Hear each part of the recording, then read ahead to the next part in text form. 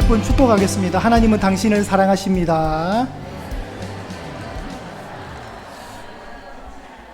자, 사랑하시고요. 자, 우리 스스로에게 한번 축복할게요. 하나님은 나를 사랑하십니다. 시작. 하나님은 나를 사랑하십니다. 우리 한 번 더요. 시작. 하나님은 나를 사랑하십니다. 아멘. 예, 믿으시죠? 예, 여러분이 사랑 받으셨기 때문에 이 홍제동의 귀한 예한교회 오신 줄 믿으시길 바랍니다. 자, 가둘 수 없는 복음, 갇히지 않는 사람들. 너무 제목을 잘 정했어요. 제가 생각해도. 여러분 멋있지 않습니까? 여러분 복음은 가둘 수 없습니다. 복음은 굉장히 자유로워요. 그리고 그 복음을 믿는 믿음의 사람들도 갇히지 않는 사람들입니다. 그렇죠? 여러분. 그래서 오늘 우리 그 전형적인 오늘 상황을 오늘 빌립보의 바울과 실라의 감옥 이야기 속에 한번 말씀을 보도록 하겠습니다. 첫 번째 목사님 그 지도를 한번 올려주실까요? 여러분 성경책을 오늘 저희가 좀 자막이 조금 고장이 났어요. 그래서 밑에 자막은 제공이 안 될 거고 우선 성경책을 한 군데 찾아보겠습니다. 바로 옆 동네인 사도행전 19장 21절을 한번 찾아보십시오. 사도행전 19장 21절입니다. 19장 21절 별로 어렵지 않습니다. 사도행전 19장 21절에 이렇게 되어 있습니다.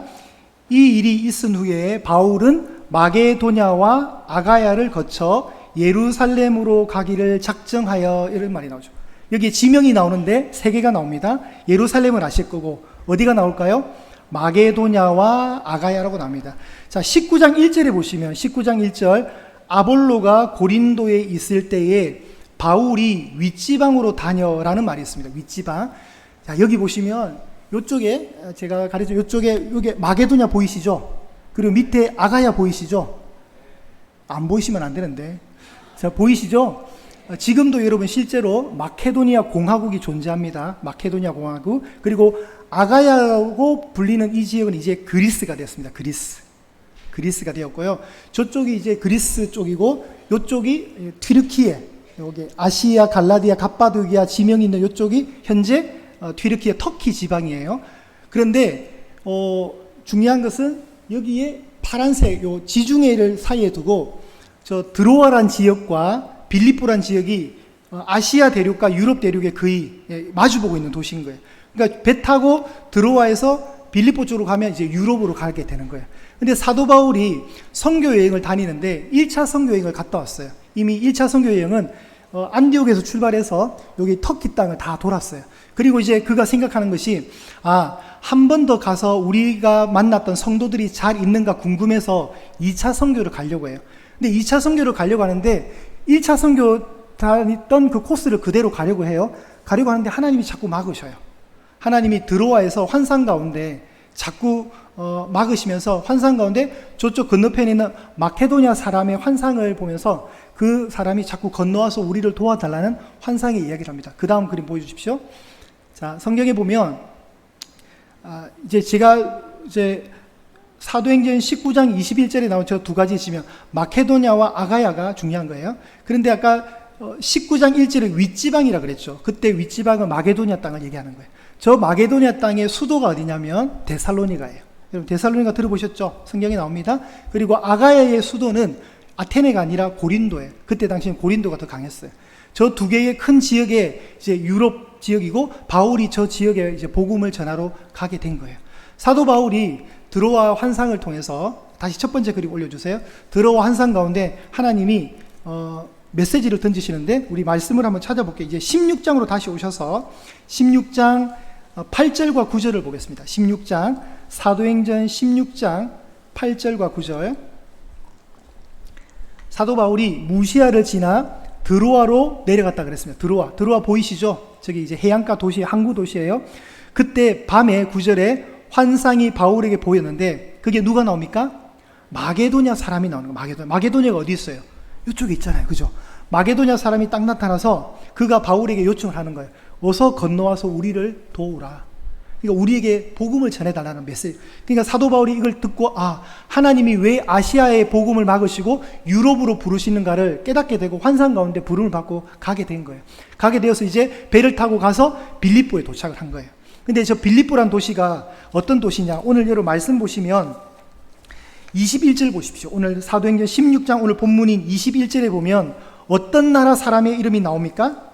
로마 사람이 나오죠. 여러분 빌립보는 그리스 땅, 마케도니아 지방이라서 로마가 기준으로 볼 때는 이방 땅이에요. 그런데 저 이방 땅에 로마 사람이 살았다는 거예요. 그 말은 무슨 말이냐면 이 빌립보라는 동네는 특이하게도 로마라는 거대한 도시를 그대로 축소해서 만들었어요. 그래서 주로 그 지역에는 로마의 군인 장교들, 퇴역 군인 장교들을 주로 이주시켜서 살도록 만들었고 로마랑 똑같은 행정 시스템을 딱 부여해서 똑같이 사는 거예요. 그러니까 여러분 우리 성경책에 빌립보서를 읽으면 우리의 시민권이 하늘에 있단 말이 나오죠. 우리의 시민권.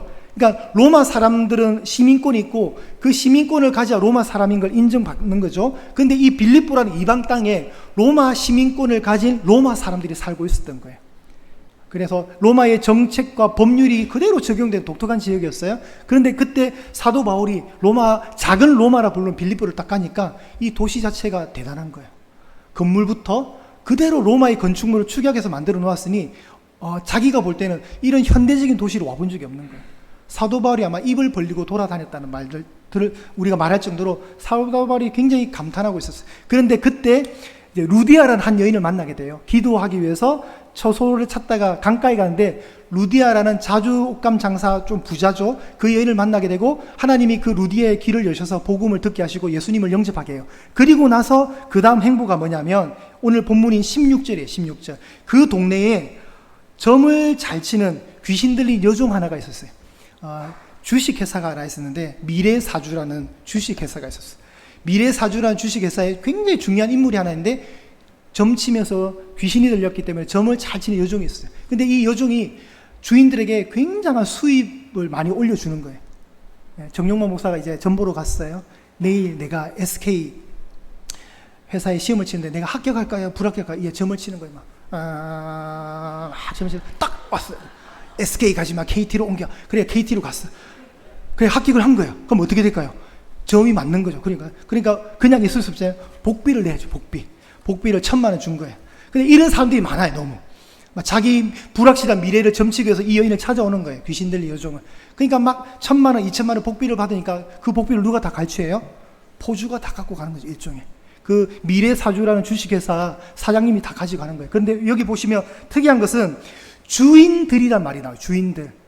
그러니까 여러 사람이 공모해서 이 여자 귀신 들린 여종을 통해서 수익을 창출했던 거예요. 나쁜 놈들이죠. 그죠? 그러니까 이 사람들이 엄청난 수입을 이제 통해서 부자가 되는데 그런데 이 귀신 들린 여종이 그만 바울 일행을 건드려 버렸어요. 어떻게 해요? 17절에 나옵니다. 이 사람들은 지극히 높은 하나님의 종들인데 구원의 길을 너희들에게 전파하는 사람들이라고 막 소문을 내줘요. 근데 이게 너무 여러 날 괴롭히는 거예요. 따라와서. 근데 여러분 사실 보시면 이 사람들은 지극히 높은 하나님의 종으로서 구원의 길을 너희에게 전한다. 이 말이 맞는 말이에요? 틀린 말이에요? 1부 때는 맞는 말이라고 굉장히 자신 있게 나오는데 왜 2부는 이렇게 자신 있게 대답해요? 잘 보시면 좋은 말이에요? 나쁜 말이에요? 사도 바울의 이 선교사님들이 진짜 하나님의 종들이고 구원의 길을 제시하는 사람들이 맞잖아요. 근데 맞는 말인데 이런 말을 여러 날 들으니까 바울이 너무 괴로웠던 거예요. 이게 그 본문이 이제 18절에 나와요. 근데 이 말이 왜 틀렸는가? 이제 주석가들이 분석을 하는 거죠. 틀린 말은 아닌데 약간 달라요. 어디에서 다르냐면 구원의 길을 너에게 전한다 할 때 이 구원의 길을 여러 구원의 길 중에 하나를 전한다고 정언하는 거예요. 여러분 기독교의 구원의 길은 한 개입니다. 그런데 여러 구원의 길 중에 하나가 있는 게 기독교가 아니란 말이에요. 그러니까 이건 폄하 발음이에요. 띄워주는 척 하지만 폄하 발언인 거예요. 그러니까 바울이 처음에 들을 때 되게 거슬렸는데 자꾸 이 말을 같이 하니까 복음을 폄하하니까 그 귀신에게 예수님의 이름으로 나오라 하니까 귀신이 팍 나와버렸어. 여자아이가 어떻게 됐을까요? 온전한 정신이 되었어요. 그럼 이제 문제가 생기는 거예요. 돈벌이가 돼요? 안 돼요? 안 돼요. 누가 타격을 받아요? 그 주인들이 타격을 받죠. 그 주인들이 바울 일행을 곱게 보겠어요? 나쁘게 보겠어요? 나쁘게 보겠죠. 바로 고발 들어갑니다. 고발. 작은 로마를 옮겨놓은 빌립보라서 법치가 강해요. 법치가. 그래가지고 자기네들이 고발을 해요. 바울을 고발하면서 바울한테 변호할 기회조차 안 주고 때리기 시작하는 거예요. 엄청 얻어맞아요. 어디 나옵니까? 23절에 많이 친 후에 바울 입장에서는 많이 맞은 후에 그 길로 끝나는 것이 아니라 어디에 가둬버리죠? 감옥에 가둬버려요. 옥에. 근데 그 감옥이 24절에 보면 깊은 감옥이라는, 감옥도 여러분 등급이 있습니다. 이건 하옥이에요. 하옥. 아주 깊숙한 감옥. 그리고 감옥에 가두면 되는데 또 그냥 안 가두고 어떻게 합니까? 발에 착고를 또 채워요. 완전히 막 범죄자들로 취급하는 거죠. 바울이 말 들어볼 생각도 안 하고 옷을 찢어버리고 매로 치면서 엄청나게 때려가지고 감옥에 갇혀버려요. 자, 그러면 여러분, 바울과 실라가 이런 일을 겪게 되는데, 여러분 같으면 바울과 실라 입장이라면 이 상황이 이해가 될까요? 지금 바울과 실라가 빌립보에 복음 전하러 자기네들이 오고 싶어서 온 거예요? 아니면 하나님이 와라 해서 온 거예요? 1부 때는 대답을 참 잘했는데 2부 때는 지금 대답을 안 하고 있습니다. 하나님이 불렀잖아요. 그죠? 환상 가운데 마게도냐 환상을 통해 하나님이 바울아 아시아가 아니라 유럽으로 와서 복음을 전해. 그래서 순종해서 왔더니 순종의 결과가 뭐예요? 얻어 터지고 감옥에 갇히고 중범죄자 취급받는 이상한 일이 벌어진 거예요. 바울과 실라가 현타가 온 거예요. 현타가. 이거 뭐지 지금? 야, 우리가 뭐 잘못했냐? 잘못한 것도 없어요. 귀신에 의해서 고통당하다 한 여자아이를 고쳐준 것밖에 없잖아요. 잘못한 것도 없어요. 그런데 지금 일방적으로 당한 거예요. 지금 바울과 실라가 아마 멘붕이 왔을 거예요. 하나님 앞에 섭섭한 감정도 들 거예요. 하나님 이게 뭐 하시는 거예요 지금? 그런 마음 들 때가 있겠죠. 그런데 잠깐 그렇게 고민을 하다가 오늘 25절의 말씀을 우리가 합독했으면 좋겠습니다. 바울과 신라가 어떤 행동을 하는지 25절입니다. 시작. 한밤중에 바울과 신라가 기도하고 하나님을 찬송하며 제수들이 듣더라. 역시 바울이에요. 신앙의 고수는 요때 나와요. 남들이 다 자는 깊은 밤 한밤중에 바울과 신라가 잠도 안 자고 뭔가 묵상을 한 것 같아요. 이게 뭐지? 근데 정신이 바짝 들었어. 아, 하나님의 뜻이 있겠구나. 그래서 잠시 불평과 불만의 자리를 딛고 그들이 했던 것은 기도였고 찬송이었습니다. 이때 여러분, 기도하고 찬송했다 이 말은 헬라어 시제의 미완료 시제라고 있습니다. 이건 제가 자주 드릴 거예요. 앞으로 미완료 시제가 뭐냐, 아직 완료가 안 된 거예요. 그러니까 사도 바울이 기도하고 하나님을 찬송했다 한 번으로 끝난 것이 아니라 어떻게 읽어야 되냐면, 바울과 신라가 기도하고 계속해서 하나님을 찬송하고 있을 때 이렇게 읽어야 돼요. 계속 찬송인 거예요. 이런 게 어디 나오냐면, 예수님이 십자가 못 박혔을 때 첫 번째 기도가 그거였죠. 아버지여 저들을 용서하여 주십시오. 자기들이 하는 것을 알지 못해서 저러는 겁니다. 이걸 한 번만 얘기하신 게 아니라 미완료 시제를 통해서 계속해서 반복하시는 거예요. 계속해서 아버지 저들을 용서해 주십시오. 아버지 저들을 용서해 주십시오. 자기네들이 지금 어떤 일을 하는지 몰라서 저런 겁니다. 용서해 주십시오. 계속해서 했던 거예요. 사도 바울과 신라가 기도하고 하나님을 찬양했습니다. 예배죠, 예배.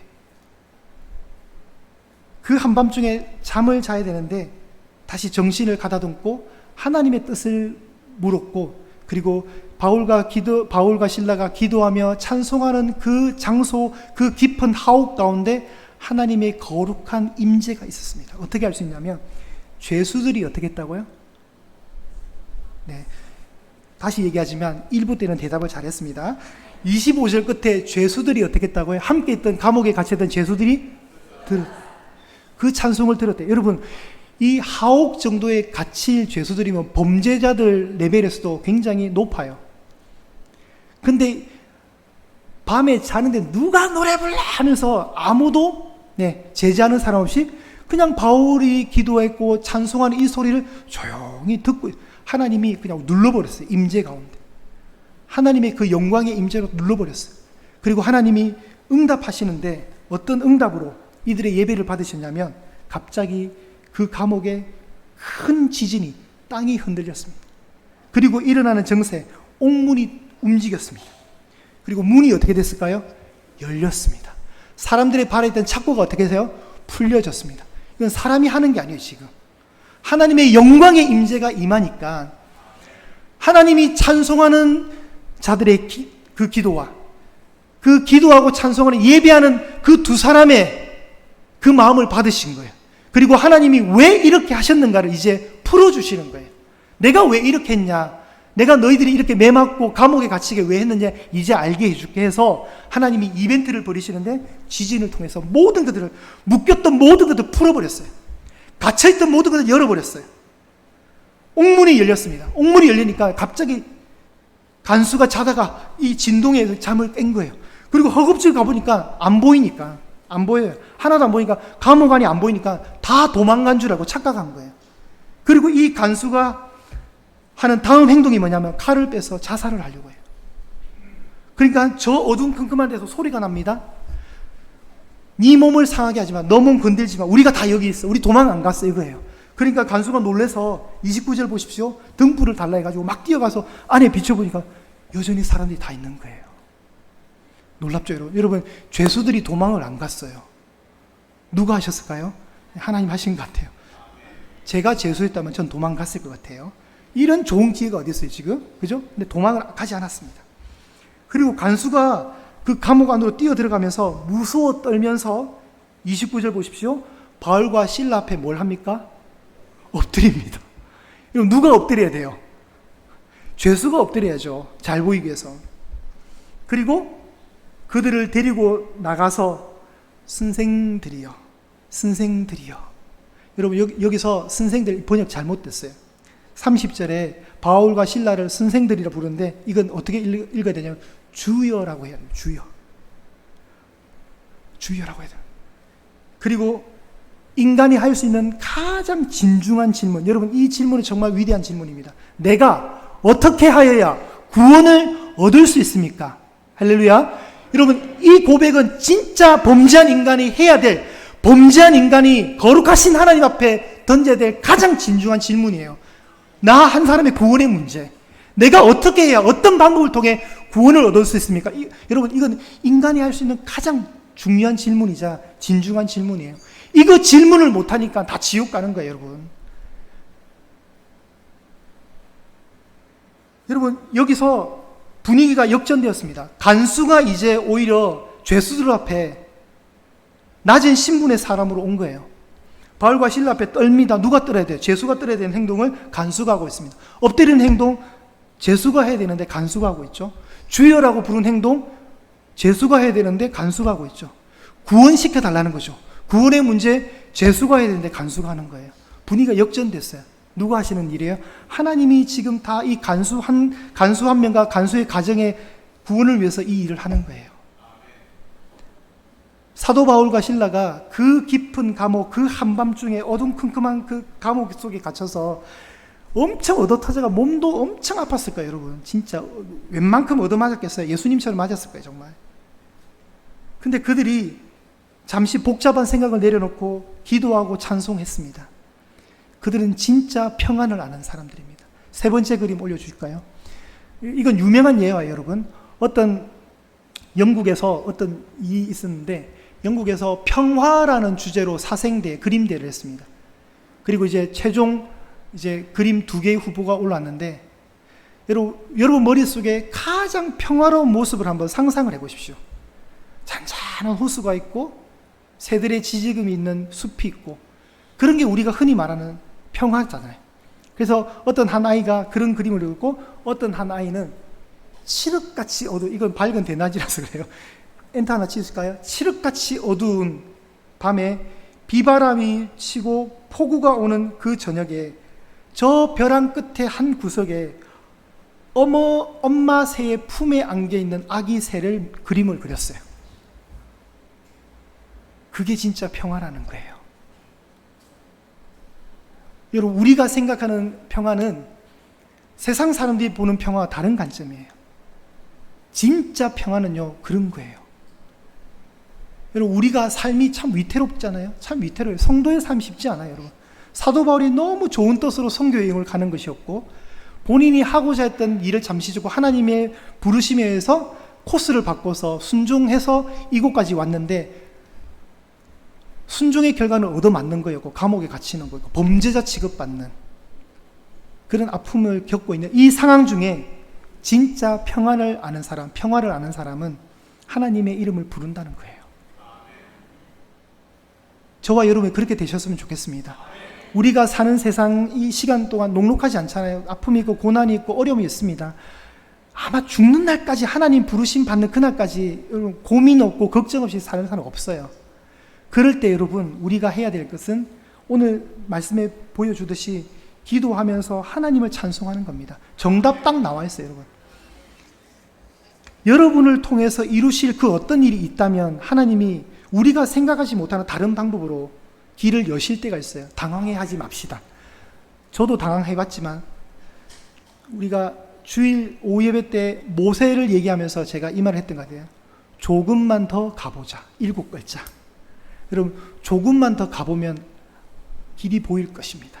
모세가 하나님의 명령에 의해서 정말 가기 싫은 애국 다시 왔잖아요. 40년 만에 와서 바로 앞에 섰습니다. 내 백성 보내라는데 너 어떻게 할래? 바로가 핍박해요. 모세가 당황해하죠. 그러나 시간이 지나면 알게 돼요. 그죠? 결국 출애굽 하잖아요. 10가지 재앙이 임하잖아요. 결국 하나님이 하나님됨을 드러내시잖아요. 당장은 잘 안 보여요. 조금만 더 가다 보면 보이는 거예요. 여러분, 우리가 어려움을 겪을 때 하나님 시선이 참 필요합니다. 잘 안 되죠. 그러나 눈을 감으셔야 돼요. 눈을 감고 차분하게 심호흡하시면서 하나님 왜 이러신지 모르겠지만 조금만 더 걸어가 보겠습니다. 왜 이러신지 저는 아직 당장은 모르겠지만 조금 더 걸어가 보겠습니다. 그리고 이겨내는 방법이 뭐냐면 이게 중요하죠. 일상의 자리에서 이겨내는 겁니다. 뭐 특별한 스킬을 필요하는 게 아니에요, 여러분. 특별함이 요구되지 않습니다. 그냥 성도인 우리가 하는 것은 기도하면서 찬송하는 거예요. 특별한 거 아니에요. 그냥 일상이에요, 일상. 성도의 일상이에요. 특이한 방법을 찾지 마세요. 조금만 더 가면 길이 보일 것을 믿는다면 바울과 실라가 특별한 거 하는 거 아니잖아요. 그들이 늘 했던 행동, 기도하면서 하나님 찬송하는 거 예배잖아요. 예배예요, 예배. 예배가 우리를 그렇게 이끄는 것이고 정답을 보여주는 진짜 정답이 예배라는 거예요. 하나님이 우리에게 비를 주십니다. 여러분의 메마름에 비를 주십니다. 시편 147편의 9절에 이렇게 되어 있습니다. 하나님이 하늘에 구름을 두시면서 구름을 준비하시면서 비를 내려주신다. 그런 거예요. 지금 바울과 실라에게 비는 뭐였죠? 간수와 간수의 가정이 구원받는 거였습니다. 32절 말씀 보실까요? 32절 끝절입니다. 한번 합독하실까요? 시작. 주의 말씀을 그 사람과 그 집에 있는 모든 사람에게 전하더라. 빌립보 교회가 이렇게 시작되는 거예요. 아무 믿는 사람 없던 그 빌립보 지역에 루디아라는 한 자주 옷감 장사 여인과 그의 지방과 이제 간수의 집에 복음이 그 복음이 핵심이 뭐였죠? 31절입니다. 주 예수를 믿으라. 그리하면 너와 내 집이 구원을 어떻게 해요? 받으리라. 너무 간단한 정답이잖아요. 자결하려는 그 사람이 내가 어떻게 구원을 얻을 수 있습니까? 예수님 믿으면 돼. 그러면 너뿐 아니라 너 집도 구원받게 돼. 그래서 32절의 결말이 뭐죠? 결실이 그 간수의 집과 그 집 사람 모두가 예수님을 믿게 되었다는 은혜의 결말. 그런데 이렇게 되기까지 바울과 실라에 뭐가 있습니까? 이해될 수 없는 고난, 아픔과 황당한 일이 있는 거죠. 모든 것은 하나님이 이렇게 끌고 가신 거예요. 여러분, 복음은요, 여러분, 이렇게 가둘 수가 없어요. 여러분, 복음을 묻고 가둔다고 해서 복음이 아무런 능력을 못 발휘할까요? 아니요. 큰 지진을 통해서 흔들어 버리세요. 그건 하나님이세요. 그런 하나님이 계십니다. 그리고 또한 복음을 아는 자들은 갇히지 않습니다. 갇히지 않습니다. 왜요? 주 예수 그리스도의 구원의 문제, 구원의 정답을 아는, 인간의 가장 진중한 질문에 답을 제시할 수 있는 그 실력을 갖고 있기 때문에 감옥이 그들을 가둘 수 없는 거예요. 하나님의 일하심입니다. 사랑하는 여러분, 여러분을 위해서 비를 준비하시는 그 은혜의 하나님을 바라보십시오. 때가 되면 조금만 더 가다 보면 하나님 비가 필요합니다. 너무 목마릅니다. 대지가 지쳐 있습니다. 이 기근을 어찌합니까? 제 인생의 기근에 개입해 주십시오. 그런데 보이지 않습니다. 그런데 시간이 지나고 여러분이 일상의 자리에서 다시 예배하며 하나님께 기도하고 하나님을 찬양할 때 하나님은 구름을 준비해 주십니다. 그 구름을 준비하시는 모습은 곧 비가 오겠구나. 그러면 하나님의 뜻이 보이겠구나. 그러면 또 여러분 또 하나님을 알아가는 거예요. 아, 내 좋은 하늘아버지는 이런 분이시구나. 역시 나를 버리지도 포기하지도 실망시키지도 않는 분이시구나. 그 좋은 하나님을 또 보게 되는 거죠. 그러면서 여러분 믿음이 쌓이는 거고, 그 믿음의 조각 하나하나가 또 완성이 되는 거예요. 여러분이 신앙을 통해서 하나님께 은혜 받았던 그 조각들, 퍼즐들 하나하나를 다 완성하고 나면, 다 그림을 붙이고 나면 십자가의 예수님이 보이게 될 것입니다. 그걸 위해서 우리가 가고 있는 거예요. 아, 왜 자꾸 눈물이 날라 그러죠? 어려움 당하더라도 여러분 당황하지 마십시오. 여러분 여전히 기도하셔야 되고 여전히 하나님을 찬송하셔야 됩니다. 잘 이해되지 못하더라도 불평을 잠시 접고 여러분의 한밤중을 빨리 만들어내십시오. 그리고 그 한밤중 속에 하나님을 노래하면서 기도했으면 좋겠습니다. 그 실력을 붙드시기를 간절히 축복합니다.